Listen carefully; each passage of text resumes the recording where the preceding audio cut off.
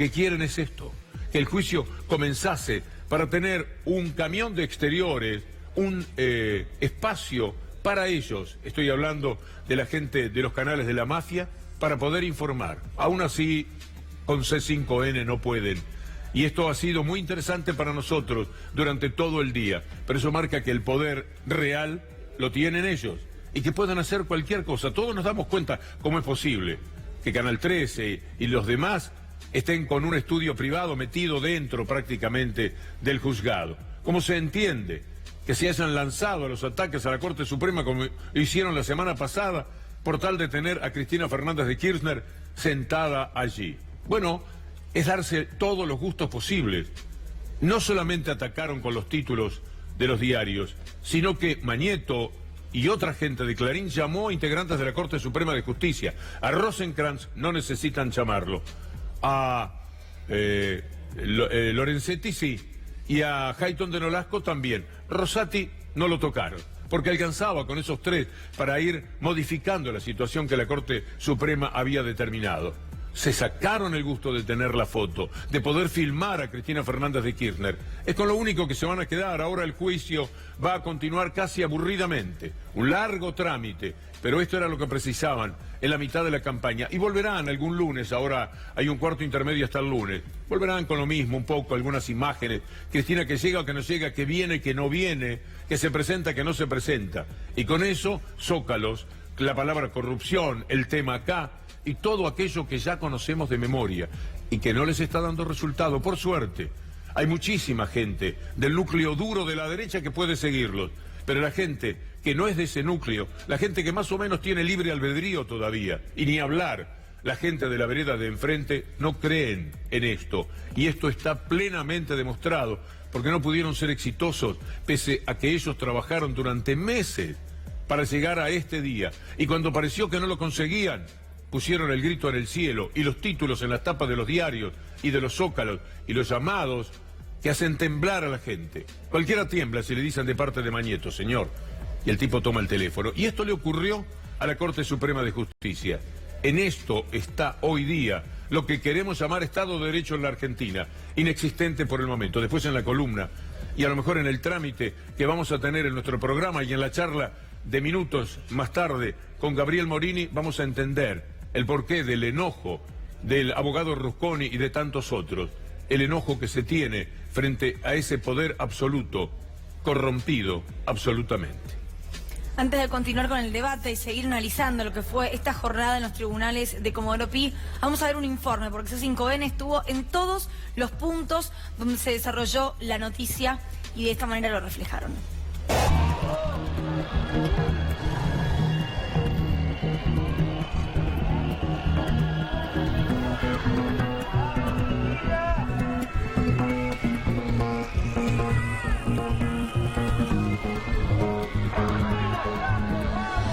En los casos en los que el dinero para las obras de vialidad no provenía del presupuesto o de la ampliación del mismo decretada a través de los DNU, 1764 del 2011, 2436 del 2012, 1170 del 2013 y 1246 del 2014. El UACEL asume el 12 de enero, el 12 de enero dicta la resolución número 1, por el cual ordena la investigación de la obra pública de Santa Cruz, Vial y de Lázaro Báez. Más direccionado imposible. Esta jornada que creo que es un bochorno, un juicio totalmente injustificado. No, es una jornada donde otra vez asistimos a un nuevo avasallamiento del Estado de Derecho. Este juicio es parte del circo, como decían en una editorial de un diario muy importante del país: si no tenemos pan, démosle circo. Los agentes judiciales encargados del juicio se pasan por alto instancias que son terminantemente importantes. Las pericias. Estamos frente a nulidades y eso es lo que advierte la Corte, porque acá estamos dejando de lado que empezó un juicio que tiene ya advertencia de nulidad.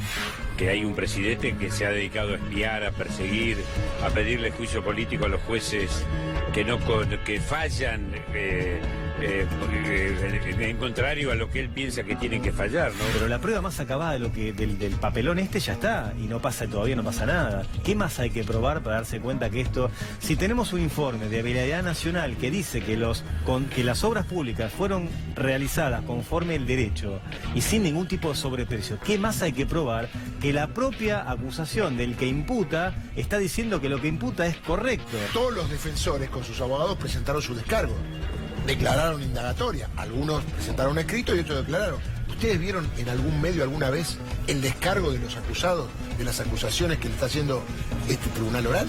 Nunca. Nunca. Toman la parte que genera ruido, que genera odio, que genera bronca. Mirá, se robaron todo. Yo creo que acá se instaló, se robaron todos y después se armaron las causas.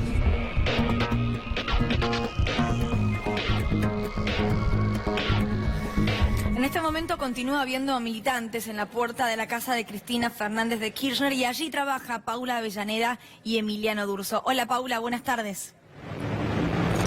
Buenas tardes, Luli. Sí, hay militantes, hay un cordón que ya han hecho porque se espera que en los próximos minutos salga Cristina Fernández de Kirchner, que llegó aquí hace aproximadamente 1 hora y media, cuando volvió de los tribunales de Retiro, ingresó sin hacer declaraciones a los medios y permaneció en su departamento. Estamos aguardando su salida, es inminente porque ya están todos los preparativos. El procedimiento siempre es el mismo en estos casos. Se acerca la custodia, se arma un vallado y está el auto, un vehículo color blanco que está guardando la puerta. No sabemos hacia dónde va, desde aquí no han brindado esa información. Una de las posibilidades podría ser el Instituto Patria, pero la realidad es que no está nada confirmado. Hoy más temprano salió alrededor de las 11:15, había también militantes que estaban aquí aguardando su salida y estuvo por alrededor de 3 horas en el tribunal cuando se leyeron las imputaciones hacia cada uno de los acusados. Recordemos que luego se fue a un cuarto intermedio para volver el próximo lunes 27 de mayo a las 9:30 de la mañana. Muchas gracias, Pau. Ante cualquier información, si llega a salir o algo, por supuesto que tenés prioridad. Sumamos al debate de Víctor Hugo a alguien que estuvo desde muy temprano ya en los estudios de C5N con nuevo corte de pelo. Además, Gaby Morini, ¿cómo va? ¿Qué tal? Muy buenas tardes, Víctor Hugo, Luli. Y bueno, la audiencia que se esperaba, 3 horas nada más en esta primera jornada del juicio oral y comenzando con la tediosa tarea de la lectura del requerimiento de elevación a juicio. Esto es de rigor en casi todos los procesos, en todos los procesos orales. A ver, comenzaron y terminaron. Se dice cuarto intermedio, pero en realidad la audiencia se va a postergar hasta el próximo lunes. Van a empezar más temprano, a las 9 de la mañana. Y lo único que se registró como hecho, como hito, por así decirlo, de índole memorable es el cruce que hubo entre el abogado Maximiliano Rusconi, abogado de Julio De Vido, y el presidente del tribunal, Jorge Gorini. ¿Por qué? Porque al comienzo de la audiencia pasó lo que veníamos anticipando, que era uno de los escenarios. El pedido y el aluvión prácticamente de nulidades que iban a plantear las defensas. Bueno, esta discusión tuvo tono elevado y no llegaron a discutir más porque precisamente el presidente del tribunal obturó cualquier posibilidad de que la defensa de De Vido, en este caso, plantease que el juicio no debía comenzar precisamente porque había cuestiones pendientes, nada menos que la famosa pericia que involucra solamente 5 de las 51 obras cuestionadas. Con este cruce, y algunos dicen, incluso me comuniqué con algunos abogados que habían participado por parte de las defensas, que les habían cortado hasta el sonido, de manera que no pudiesen interferir con el audio de la presidencia y de la secretaría cuando avanzaba la lectura.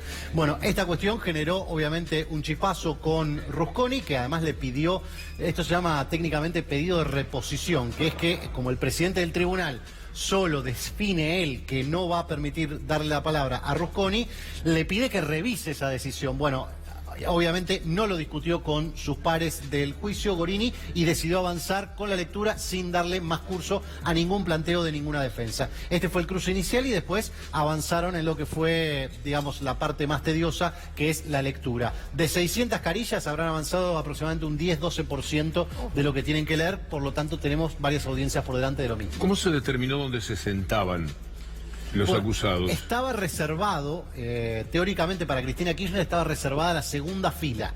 Esto era lo que a mí me habían dicho anoche en el tribunal, precisamente por una cuestión organizativa. Ahora, ninguno de los lugares era fijo, específicamente porque buscaban que cada uno se sintiese lo más cómodo posible, entre comillas, con lo cual iban a dejar que hubiese movimientos. De manera que el pedido de Cristina Kirchner fue irse a la última fila, bien pegado a la primera hilera detrás del blindex, donde estaba en la lista de invitados, que había 67 lugares reservados aproximadamente. ¿Por qué no estaba López? López teóricamente iba a estar del lado de las querellas, es decir, del lado de la Unidad de Información Financiera y del lado de la Oficina Anticorrupción. Este era el lugar indicado para él en ese momento. Bueno, temas del servicio penitenciario y demás, lo que indicaron es que no iba a estar presente en ese momento. ¿Qué es lo que viene ahora? Bueno, ahora nos esperan el próximo lunes a partir de las 9, va a continuar la lectura del requerimiento de elevación a juicio. La siguiente semana probablemente también, la siguiente semana probablemente también, con lo cual va a ser bastante aburrido. El de las querellas. Y recién entonces vamos a estar, ya diría, dentro de un mes, en posición de comenzar con lo que es la declaración indagatoria. ¿Cristina tiene que volver? Tiene que volver en tanto continúe la lectura de los requerimientos de elevación y hasta que le toque, digamos, la instancia de indagatoria. ¿Qué significa esto? Que es que ella puede hacer uso de la palabra para su defensa en este caso y sentarse en el estrado. Puede hablar puede hacer una locución solamente sin responder preguntas, puede responder preguntas del tribunal y de la fiscalía, puede responder preguntas del tribunal y de la fiscalía y no de las querellas, o puede responder a todo el mundo y ser una discusión, digamos, un interrogatorio abierto. ¿Y pueden oír? Tiene que ir hasta esa instancia. Si ella se niega a declarar, en realidad lo que tiene que estar es de regreso para cuando sea la instancia de alegatos. ¿Es que la lectura no terminó? No, la lectura continúa hasta que terminen de leer las 600 carillas. Van por el 10-12%. ¿Y por qué, Gaby, se terminó y no se continuó, por ejemplo, durante la tarde de hoy leyendo? Bueno, estaba organizado, según el tribunal, habían previsto una audiencia corta para hoy. Empezaba a las 12, terminaba a las 3 de la tarde. Esto era lo que habían establecido. No, en ningún momento se pensó una audiencia larga. Lo que dicen que van a intentar es a partir del lunes que empiece más temprano, a las 9 de la mañana, y que sí se prorrogue por lo menos hasta esta hora aproximadamente, de manera de aprovechar mejor el tiempo. Aún así, después de la feria de julio, si todavía estamos en juicio, ¿no? Porque abrimos esta incógnita precisamente por las circunstancias que tiene la Corte bajo análisis, que pueden obturar cualquier avance. Pero suponiendo que siga, van a tratar de instaurar un segundo día de audiencia semanal precisamente para que los martes también haya juicio. ¿Por lo menos cuánto dura este juicio? Calculando la prueba documental, vamos a tomarlo como lo toma el tribunal. La prueba documental que está adjunta, resoluciones, licitaciones, datos administrativos, leyes de presupuesto y 160 testigos que están propuestos, yo le calculo no menos de 2 años. Esto sí va todo a favor, ¿no? ¿Por qué era tan imprescindible empezarlo hoy? Bueno, esto es muy discutido puertas adentro de tribunales, porque algunos dicen, la verdad, no se debió poner un juicio de estas características en un año electoral. Y otros dicen, la verdad es que apurar el inicio del juicio, que iba a comenzar, recuerdan ustedes, en febrero-marzo, y por una cuestión de salud de uno de los jueces que termina falleciendo, es que se prorroga hasta mayo. La verdad que no era conveniente, habida cuenta de que el propio tribunal había ordenado esta suerte de instrucción complementaria que son las pericias. Y son importantes, y esto vale la pena explicarlo, porque la causa no tiene dato duro. ¿Qué significa que no tiene dato duro? Se habla de sobreprecios, se habla de direccionamiento de la obra pública, se habla de beneficios irregulares a Lázaro Báez, pero no hay un elemento concreto, numérico, para apoyar esa hipótesis delictiva. El tribunal tiene otras causas, muchas. El tribunal tiene muchas porque además hay muchos juicios cruzados. ¿Cómo hizo para meter esta en primer lugar? Esto fue decidido por el Tribunal Oral Federal número 2 cuando Jorge Tazzara todavía vivía y obviamente habían decidido, junto a Jorge Gorini, que es el presidente del tribunal, y Rodrigo Jiménez Uriburu, tener en consideración y poner este juicio delante de todos. No fue el primero que se elevó contra Cristina Kirchner, ¿no? ¿Cuándo terminan las pericias que son indispensables para poder empezar el juicio? El tribunal volvió a marcarle un límite al cuerpo de peritos encargados que viene a ser fines de julio. Hay quienes dudan que estén listas para ese momento, porque los peritos dijeron, necesitamos más tiempo. ¿Y por qué le marca ese tiempo?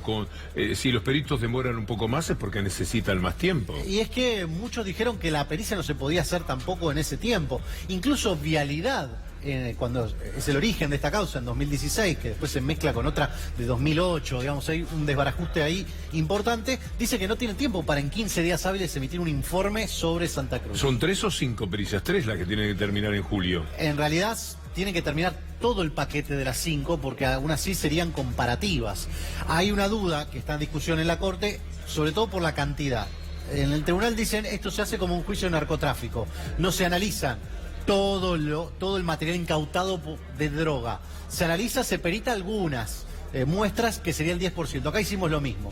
El problema es que la acusación va por las 51 obras y además tampoco está claro el criterio por el cual se eligieron esas 5. Con lo cual, si no está abarcado todo el universo y no está claro cualitativamente por qué se eligieron esas obras, ahí hay otro problema que es lo que está analizando la Corte. ¿Cuántos peritos analizaron la denuncia de Iguacel?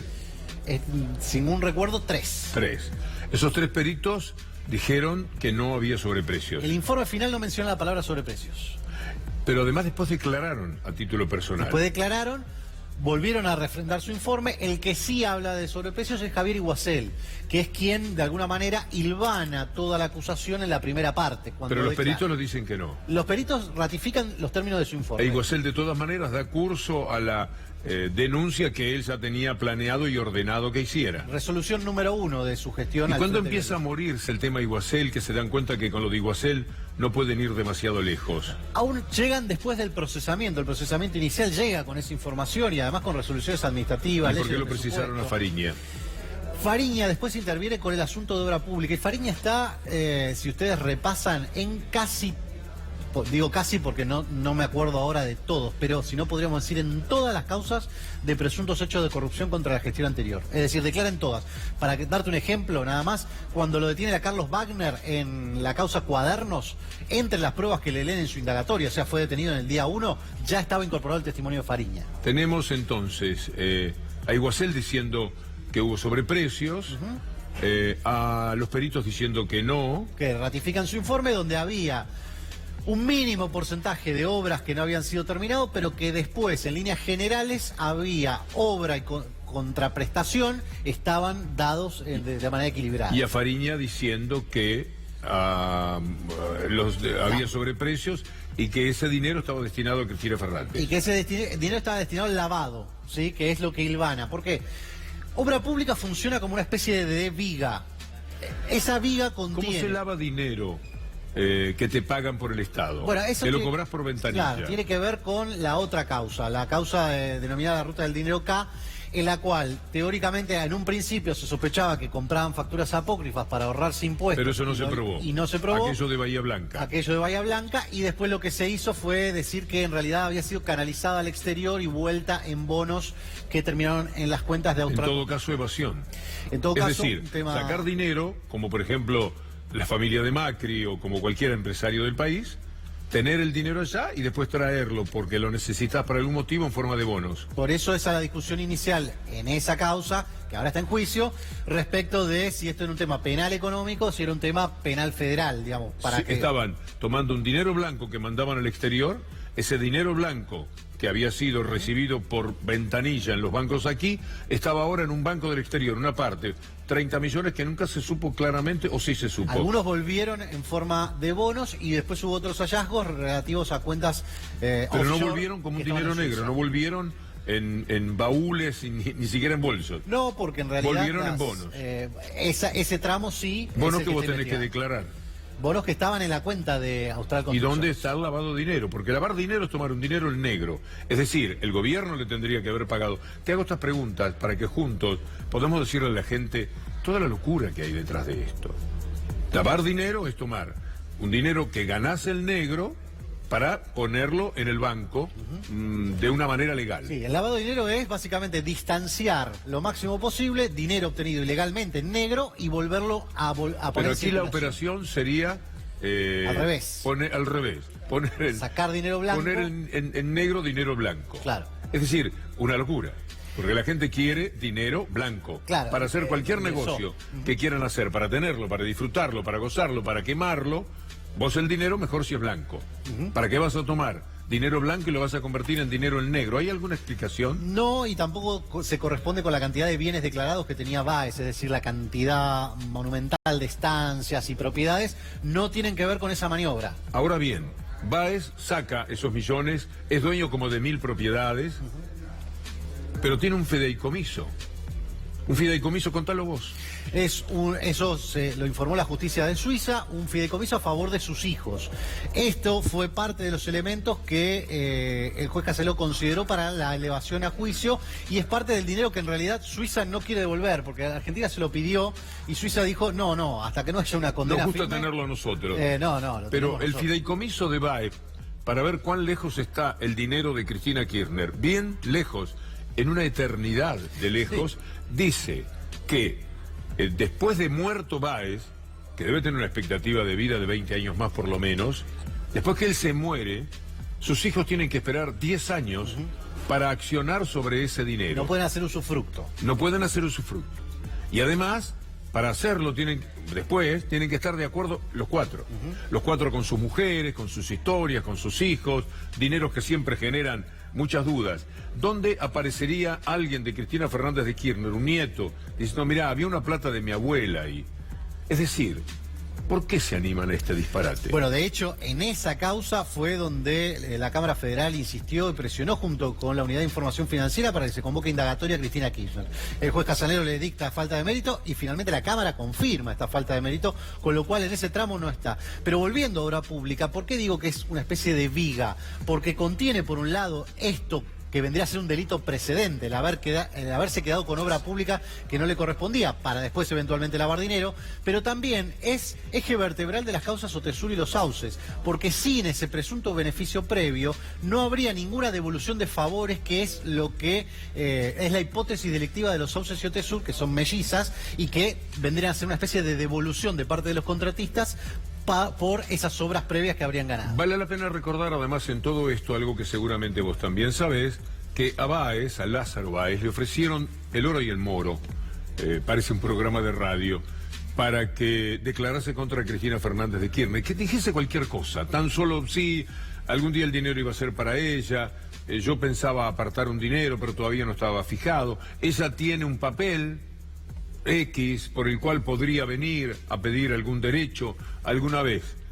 Marijuán le ofreció el dinero que necesitara para el resto de su vida y que sus hijos no irían presos. Y Lázaro Báez dijo, no puedo mentir eso. Y no lo hizo.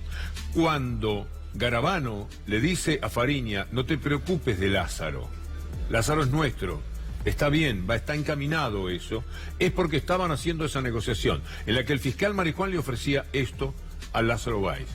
Ahora bien, el dinero es de Lázaro Báez, será de Lázaro Báez toda la vida, y cuando se muera Lázaro Báez será de sus hijos. Y esto llevaría 30 o 40 años. ¿Cuándo iría el dinero para Cristina Fernández de Kirchner? Pero además, este hombre que lleva 3 años preso, como una forma de extorsión, como un acto que hunde en mi concepto personal al juez Casanelo. 3 años preso, puede salir hace 2, cuando le ofrecieron esto.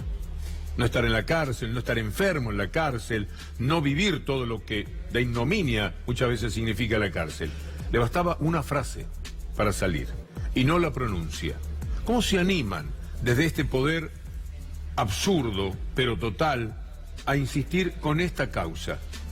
¿Cuál es el camino? ¿Qué es lo que buscan? Sino tan solo seguir con la estigmatización de Cristina Fernández de Kirchner y con este show que pretendieron para ellos, pero que no les ha salido bien porque el show terminó siendo para otros, por no decir nosotros.